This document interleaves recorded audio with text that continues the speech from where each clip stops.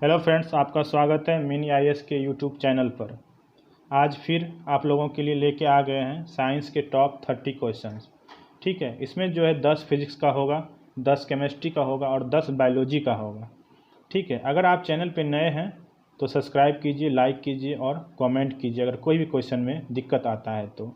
अभी चलिए देखते हैं साइंस में जो बायोलॉजी का जो क्वेश्चन है, 10 क्वेश्चन बायोलॉजी का भी देखेंगे। ठीक है, पहला क्वेश्चन है कि अंडकोश से कौन सा हार्मोन निकलता है। क्वेश्चन है अंडकोश से कौन सा हार्मोन निकलता है। इसका आंसर हो जाएगा टेस्टोस्टेरोन। क्या हो जाएगा? टेस्टोस्टेरोन। टेस्टोस्टेरोन हार्मोन जो होता है अंडकोश से निकलता है। मेनली सेक्स हार्मोन जो है 3 तरह का होता है। फीमेल हार्मोन जो है 2 है और मेल हार्मोन जो है 1 है। एक फीमेल हार्मोन 2 जो है उसमें है एक एस्ट्रोजन। ठीक है, एक है एस्ट्रोजन और दूसरा है प्रोजेस्टेरॉन। ठीक है, 2 हो गया आपका फीमेल हार्मोन और एक मेल हार्मोन जो है ये हो गया आपका टेस्टोस्टेरोन। ठीक है, अब देखते हैं नेक्स्ट क्वेश्चन। क्वेश्चन है निम्नलिखित में से कौन सा कवक का एक प्रकार नहीं है। निम्नलिखित में कौन सा एक कवक का प्रकार नहीं है। इसका आंसर हो जाएगा गाइनोलक्स। गाइनोलक्स जो है ये कवक का प्रकार नहीं है। ठीक है, ये एक एल्गी है। क्या है? ये एक एल्गी है, ये कवक का प्रकार नहीं है। ठीक है, देखते हैं नेक्स्ट क्वेश्चन।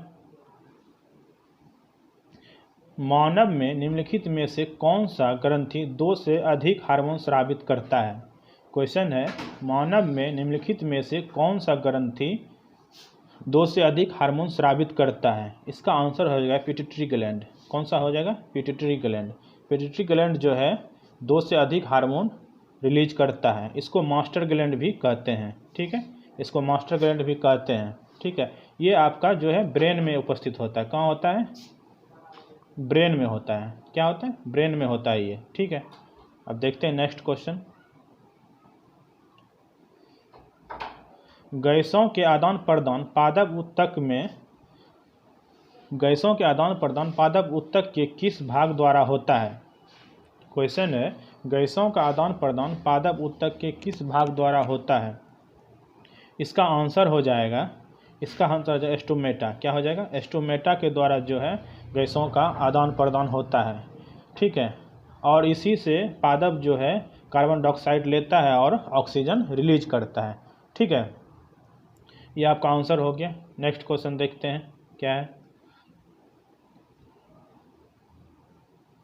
ये बीएससी और मेलाथियान डेस है, इसको छोड़ देते हैं, दूसरा क्वेश्चन देखते हैं। निम्नलिखित में से कौन केवल होस्ट सेल के अंदर ही जनन करता है।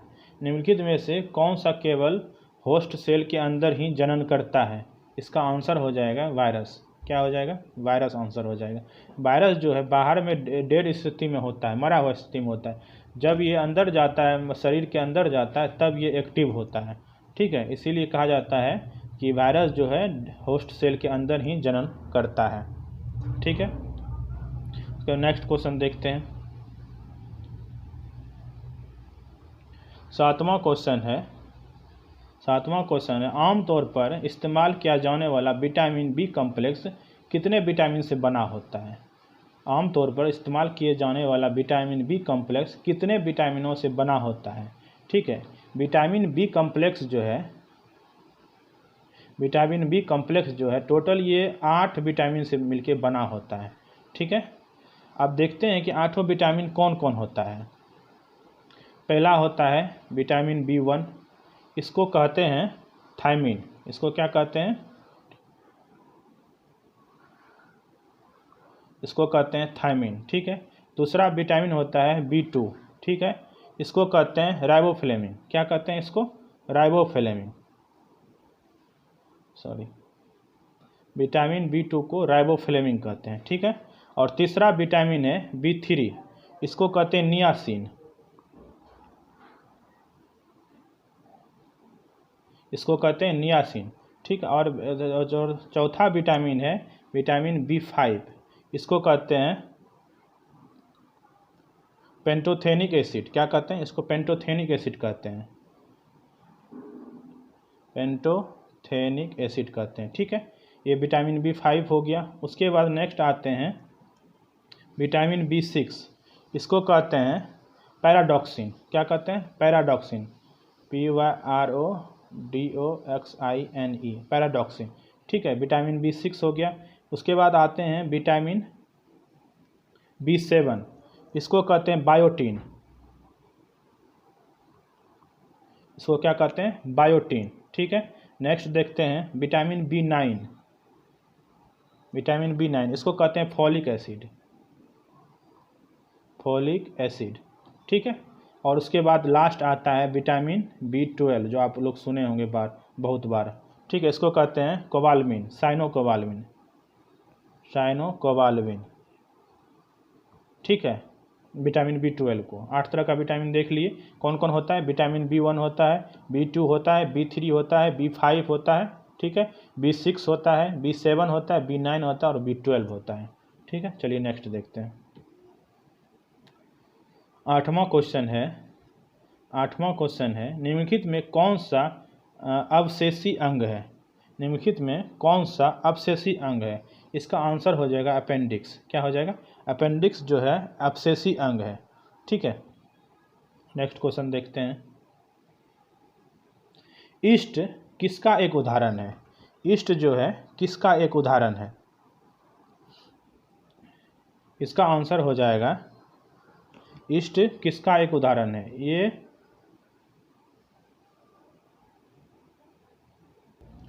ईस्ट जो है ये कवक का उदाहरण है। किसका उदाहरण है? ये कवक का उदाहरण है। ठीक है, चलिए नेक्स्ट क्वेश्चन देखते हैं। 10वां क्वेश्चन है और लास्ट क्वेश्चन है बायोलॉजी का। निम्नलिखित में कौन सा जोड़ा एक परजीवी संबंध को परजीवी संबंध का प्रतिनिधित्व करता है? निम्नलिखित में से कौन सा जोड़ा एक परजीवी संबंध का प्रतिनिधित्व करता है? इसका हो जाएगा कुत्ते का टिक्स। क्या हो जाएगा? कुत्ते का टिक्स। वो देखते हैं कुत्ते के गर्दन पे या कान में देखते हैं छोटा छोटा कीड़ा हो जाता है, उसी को टिक्स कहा जाता है। ठीक है, तो ये आंसर हो जाएगा परजीवी। पूर्णतः कुत्ते के ब्लड पे ही वो डिपेंड करता है। ठीक है, उसी से अपना भोजन प्राप्त करता है, इसलिए कहा जाता है कुत्ते का टिक्स जो है, कुत्ता और टिक्स का जो है संबंध ये परजीवी संबंध है। ठीक है, चलिए नेक्स्ट क्वेश्चन देखते हैं। अब यहाँ से केमिस्ट्री चालू हो रहा है। केमिस्ट्री में देखते हैं धातु के ऑक्साइड के नाम बताइए जो अम्ल और क्षार के साथ प्रतिक्रिया करता है। धातु के ऑक्साइड के नाम बताइए जो अम्ल और क्षार के साथ प्रतिक्रिया करता है। उसको कौन सा धातु कहते हैं? उसको कहते हैं एम्फोटेरिक ऑक्साइड। क्या कहते हैं? Amphoteric oxide. एम्फोटेरिक ऑक्साइड जो होता है वो अम्ल और क्षार दोनों से प्रतिक्रिया करता है। ठीक है, चलिए नेक्स्ट क्वेश्चन देखते हैं। क्वेश्चन दिया गया है कि निम्नलिखित दिए गए में से किसका उपयोग मच्छरों के जैविक नियंत्रण के लिए किया जाता है? क्वेश्चन है दिए गए में से किसका उपयोग मच्छरों के जैविक नियंत्रण के लिए किया जाता है? ठीक है, इसका हो जाएगा गुम्बिसिया। क्या हो जाएगा? गुम्बिसिया। गुम्बिसिया एक फिश है। ठीक, क्या है? गुम्बिसिया एक मछली है जो मच्छर के लार्वा को खा जाता है। क्या करता है? गुम्बिसिया एक फिश है जो मच्छर के लार्वा को खा जाता है और मच्छर पनपने से उसको कम करता है। लार्वा ही नहीं रहेगा तो मच्छर जन्मेगा कैसे? ठीक है, तो मच्छर जन्म नहीं ले सकता है, उसका लार्वा पहले ही ये गुम्बिसिया मछली खा जाती है। ठीक है, अब नेक्स्ट क्वेश्चन देखते हैं। निम्नलिखित में से किस तत्व की परमाणु संख्या फ्लोरीन की परमाणु संख्या से अधिक होती है? निम्नलिखित में से किस तत्व की परमाणु संख्या फ्लोरीन की परमाणु संख्या से अधिक होती है? इसका आंसर हो जाएगा सोडियम। क्या हो जाएगा? सोडियम। सोडियम का परमाणु संख्या 11 होता है जबकि फ्लोरीन का परमाणु संख्या होता है 9, इसलिए आंसर हो जाएगा सोडियम। ठीक है, नेक्स्ट क्वेश्चन देखते हैं। सूत्र C4H14 हाइड्रोकार्बन डैश का प्रतिनिधित्व करता है। सूत्र है C4H14 हाइड्रोकार्बन डैश का प्रतिनिधित्व करता है। इसका आंसर हो जाएगा हेक्सेन। क्या हो जाएगा? हेक्सेन का प्रतिनिधित्व करता है। ठीक है, चलिए नेक्स्ट क्वेश्चन देखते हैं। निम्नलिखित में से कौन सी धातु आयरन क्लोराइड से आयरन को विस्थापित करती है? निम्नलिखित में से कौन सी धातु आयरन क्लोराइड से आयरन को विस्थापित करती है? इसका आंसर हो जाएगा जिंक। कौन सा धातु? जिंक। जिंक जो है आयरन से ज़्यादा रिएक्टिव होता है, इसीलिए आयरन क्लोराइड से आयरन को विस्थापित कर देता है। ठीक है, चलिए नेक्स्ट क्वेश्चन देखते हैं। आमतौर पर माउथ वॉश और टूथपेस्ट में एंटीसेप्टिक के रूप में उपयोग किए जाने वाले यौगिक का नाम क्या होता है? आमतौर पर माउथ वॉश और टूथपेस्ट में एंटीसेप्टिक के रूप में उपयोग किए जाने वाले यौगिक का नाम बताएं। इसका आंसर हो जाएगा सोडियम क्लोराइड, NaCl। ठीक है, इसका आंसर हो जाएगा सोडियम क्लोराइड। नेक्स्ट देखते हैं, गैलेना किसका अयस्क है? ये तो आप लोग जानते होंगे।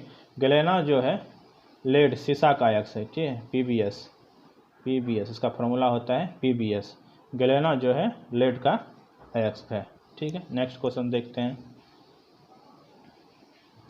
निम्नलिखित में से कौन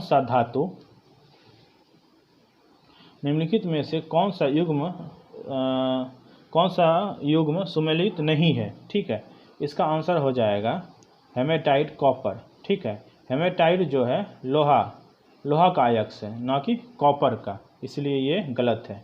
ठीक है, तो ये आंसर हो जाएगा। नेक्स्ट क्वेश्चन देखते हैं, केमिस्ट्री का लास्ट क्वेश्चन देखते हैं। डायनामाइट का आविष्कार किसने किया था?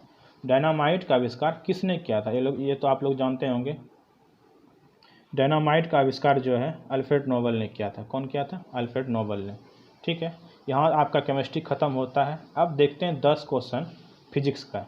ठीक है, पहला क्वेश्चन देखते हैं। शॉक ऑब्जर्वर आमतौर पर स्टील के बने होते हैं क्योंकि इसमें क्या होता है? कम लोच होता है, उच्च लोच होता है, भंगुर नहीं होता है, कोई गुण नहीं होता है। ठीक है, क्या होगा इसका आंसर? इसका आंसर हो जाएगा उच्च लोच होता है। क्या होता है?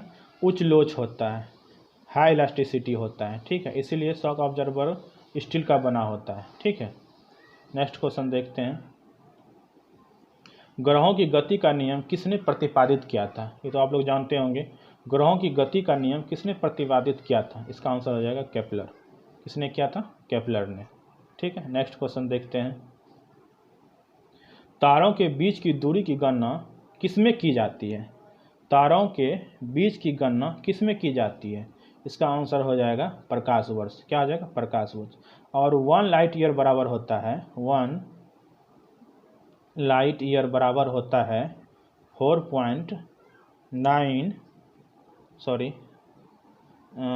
लाइट ईयर बराबर होता है 9.4 गुना 10⁻15 मीटर। क्या होता है? 9.4 गुना 10⁻15 मीटर। ठीक है, ये होता है 1 प्रकाश वर्ष बराबर। नेक्स्ट क्वेश्चन देखते हैं। लाल बत्ती का उपयोग संकेतों के लिए किया जाता है क्योंकि इसमें होता है, क्या होता है? इसकी तरंगदैर्घ्य लंबी होती है। क्या होती है? लंबी तरंगदैर्घ्य होती है। क्योंकि ये दूर तक दिखाई क्यों देता है? क्योंकि इसकी तरंगदैर्घ्य लंबी होती है और इसका लाइट का जो है फैलाव नहीं होता है। ठीक है, इसीलिए देखते हैं खतरा का निशानी अक्सर रेड होता है। ठीक है, चलिए नया क्वेश्चन देखते हैं। नेक्स्ट क्वेश्चन, निम्नलिखित में से कौन सी एक सदिश राशि नहीं है? निम्नलिखित में से कौन सी एक सदिश राशि नहीं है? तो गति जो है, गति सदिश राशि नहीं है। ठीक है, बाकी सब सदिश राशि है। स्पीड अदिश राशि है। ठीक है, चलिए नेक्स्ट क्वेश्चन देखते हैं। उन तरंगों का नाम बताइए जिसका उपयोग ठोस पदार्थों में प्रवेश कराने के लिए किया जाता है और डॉक्टर द्वारा एवं हवाई अड्डों पर उपयोग किया जाता है। कौन सा किरण का उपयोग जो है डॉक्टर द्वारा किया जाता है, हवाई अड्डा पे किया जाता है? इसका आंसर हो जाएगा एक्सरे। क्या हो जाएगा? एक्सरे। एक्सरे का उपयोग जो है डॉक्टर द्वारा किया जाता है और हवाई अड्डा पे जांच के लिए किया जाता है। ठीक है, इसका खोज जो किया था रोंटगन ने किया था। WC रोंटगन ने किया था। ठीक है, इसका हो गया। उसके बाद नेक्स्ट क्वेश्चन देखते हैं। स्पिनिंग टॉप की गति किसका उदाहरण है? क्वेश्चन है स्पिनिंग टॉप की गति किसका उदाहरण है? इसका आंसर हो जाएगा इसका आंसर हो जाएगा अभिकेंद्रीय बल का उदाहरण है। किसका उदाहरण है? अभिकेंद्रीय बल का उदाहरण है। अभिकेंद्रीय बल किसको कहते हैं? अभिकेंद्रीय बल उसको कहते हैं जो केंद्र की ओर लगता है। जो बल केंद्र की ओर लगता है उसको अभिकेंद्रीय बल कहते हैं। जो केंद्र से बाहर की ओर लगता है उसको जो है अपकेंद्रीय बल कहते हैं। क्या कहते हैं? अपकेंद्रीय बल कहते हैं। ठीक है, अभिकेंद्रीय बल का उदाहरण हो गया स्पिनिंग टॉप, और अपकेंद्रीय बल का फेमस उदाहरण है वॉशिंग मशीन। ठीक है, अपकेंद्रीय बल का फेमस उदाहरण कौन सा है? वॉशिंग मशीन, जो बार बार एग्जाम में पूछा जाता है। चलिए नेक्स्ट क्वेश्चन देखते हैं। पेरिस्कोप किसके सिद्धांत पर कार्य करता है? पेरिस्कोप किसके सिद्धांत पर कार्य करता है? इसका आंसर हो जाएगा परावर्तन। परावर्तन के सिद्धांत पर कार्य करता है। पेरिस्कोप होता कैसा है? एक ऐसे होता है, यहाँ से हम जो है देखते हैं। ठीक है, यहाँ से ये लगा हुआ रहता है। जैसे कि अगर कोई पनडुब्बी है, पनडुब्बी में हम अंदर से बाहर का दृश्य देखने के लिए पेरिस्कोप का उपयोग करते हैं। यहाँ पे एक दर्पण लगा रहता है। कौन सा दर्पण रहता है? आप लोग कमेंट में बताइए कौन सा दर्पण लगा रहता है। ठीक है, यहाँ पे एक दर्पण रहता है और एक यहाँ पे रहता है। ठीक है, यहाँ से लाइट जाती है। ठीक है, यहाँ से रिफ्लेक्ट होकर इस पे पड़ती है और यहाँ से हम लोग के आँख पे जाती है। ठीक है, यहाँ से आँख पे जाती है और हम लोग देख सकते हैं बाहर क्या है। ठीक है, तो इस पनडुब्बी में अक्सर इसका यूज किया जाता है। चलिए नेक्स्ट देखते हैं। छोटे बुलबुले किस कारण से पूर्णतया गोलाकार होता है? छोटे बुलबुले किस कारण से पूर्णतया गोलाकार होते हैं? इसका आंसर हो जाएगा पृष्ठ तनाव। पृष्ठ तनाव के कारण जो है ना पानी का बूंद गोलाकार होता है। ठीक है, चलिए नेक्स्ट क्वेश्चन देखते हैं, और ये लास्ट क्वेश्चन है। निम्नलिखित में से किसकी विशिष्ट ऊष्मा मान उच्चतम होती है? निम्नलिखित में से किसकी विशिष्ट ऊष्मा मान उच्चतम है? ठीक है, इसका आंसर हो जाएगा पानी, वाटर। वाटर का विशिष्ट ऊष्मा जो है हाई होता है। और 1 कैलोरी, बता दें आपको, 1 कैलोरी वाटर में 4.186 जूल होता है एनर्जी। कितना होता है? 1 कैलोरी में 4.186 जूल कैलोरी और जो जूल एनर्जी होता है। ठीक है, चलिए यहाँ से आपका जो है 30 क्वेश्चन कंप्लीट हुआ। हम इसी तरह से आप लोगों के लिए जब तक ग्रुप डी का एग्ज़ाम नहीं हो जाता तब तक आप लोगों के लिए 30 क्वेश्चन साइंस का पर डे लाते रहेंगे। अगर आपको पसंद आया है तो ज़रूर इसको सब्सक्राइब करके रखें। अगर कोई क्वेश्चन में दिक्कत है, कन्फ्यूजन है तो कमेंट में पूछें। ठीक है, धन्यवाद।